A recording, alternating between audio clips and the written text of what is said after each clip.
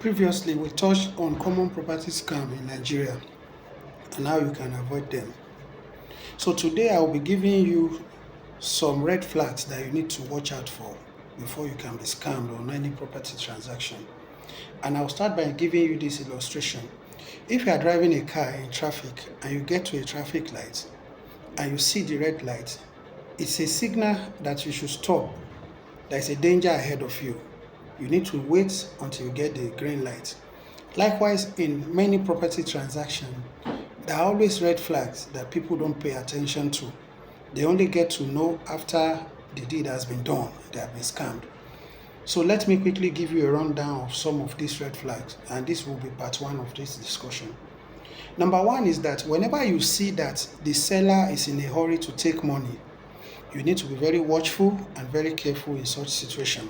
Where you see the seller putting you under pressure to pay today, that there are some other people on it, they are just giving you that consideration, you need to slow down. Because you are the person paying, you need to work at your own pace. Don't let anybody put you under pressure to pay to the wrong person. Another type of red flag that you need to watch out for out there is that where they will give you a document that doesn't tally with what is on ground. Take for example, maybe in terms of the size, in terms of the description of the location, in terms of the layout, in terms of the street naming and the rest. You are observing disparity in what is in the paper and what is on ground. Another thing is that if you are observing disparity in the name of the person trying to sell to you and the name that is on the document. And there are some instances they will also tell you that they will give you a different account name that doesn't carry the name that is on that document. You need to double check and be sure of who you are dealing with in that instance. Another type of red flag you need to watch out for is that where there is no access to the site or the boundaries of the site are not clearly spelled out. Just imagine, how will you buy a land that you don't have access to? You cannot even walk up to the site. I know that there are some sites that are still undeveloped. You don't have motorable roads leading there, but they should be able to show you clearly in the layout plan that this is the road, this is the width of the road, and this is how you get to the site. But wherever you observe any site that there is no access road, there is no clear boundary demarcation, it's a red flag for you to observe. Another type of red flag out there that you need to observe is that where the seller cannot produce original documents of that land, you need to be very careful in such instance.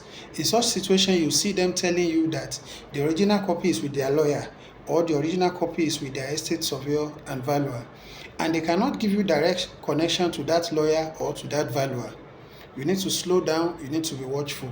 You will see them coming up with soft copy, scanned copy of documents.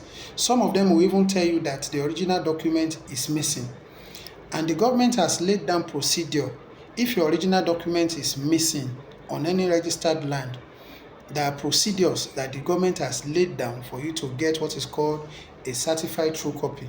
So if that person have not started processing a certified true copy and cannot show you evidence of such processing, they are just telling you they have photocopy and you need to, that is a red flag that you need to watch out for. Another type of red flag that we'll mention finally in this part one of this discussion is that when you observe that there are multiple people claiming ownership to a particular land, it's a clear red flag for you not to go there. Or you see that that land is not for a single ownership, maybe a family land. And take for instance, out of 10 people, 7 is telling you they will sell, 3 people are telling you they will not sell. That is a red signal for you. The moment they are not in unison, it is advisable that you don't go for such land. Like I told you before, land transaction, any mistake in land transaction is likely to end with litigation. And the outcome of litigation might clearly affect your investment or waste your time. So watch out for part 2 of this discussion. Follow me on my social media handle. The English version on TikTok is at Creations Concept. The Yoruba version is Yoruba Real Estate Insight. We also have the YouTube at Dayo Ajala. We have the Instagram at Dayo Ajala Consulting. Thank you.